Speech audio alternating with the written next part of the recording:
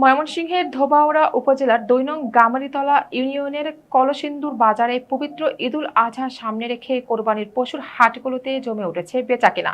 এতদিন তুলনামূলক ফাঁকা থাকলেও মঙ্গলবার ২৪ মে বিকেল ৪টা কলসিন্দুর স্কুল অ্যান্ড কলেজ মাঠে বেড়েছে ক্রেতার উপস্থিতি। আমাদের senior staff reporter Mahbub Alam সরকারের প্রতিবেদনে দেখুন বিস্তারিত। মঙ্গলবার সকাল থেকে বৃষ্টির ফলে ক্রেতা কিছুটা কম থাকলেও বিকেলে এসব হাটে ক্রেতার ভিড় দেখা গেছে। কলসিন্দুর বাজার কমিটি জানিয়েছেন, হাটে আসা ক্রেতারা অধিকাংশ ছোট ও মাঝারি আকারের গরু কিনছেন।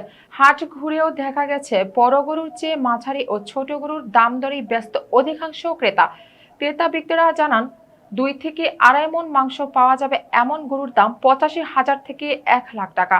আর ৩ থেকে ৫ মণ মাংস পাওয়া যাবে এমন গরুর দাম ১,৪০,০০০ থেকে ১,৫০,০০০ টাকা পর্যন্ত। ছোট গরুগুলো ১,১০,০০০ করে বিক্রি করেছেন বলে জানান ক্রেতারা। ঐতিহ্যবাহী কলসিন্দুর হাটে বড়, মাঝারি ও ছোট সব আকারের গরুই পাওয়া যাচ্ছে।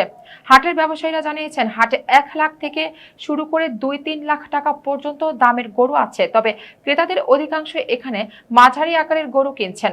কলসিন্দুর পশুর হাটগুলোতে গরুর উপস্থিতি বেশি থাকলেও দাম নিয়ে অসন্তোষ জানিয়েছেন ক্রেতারা।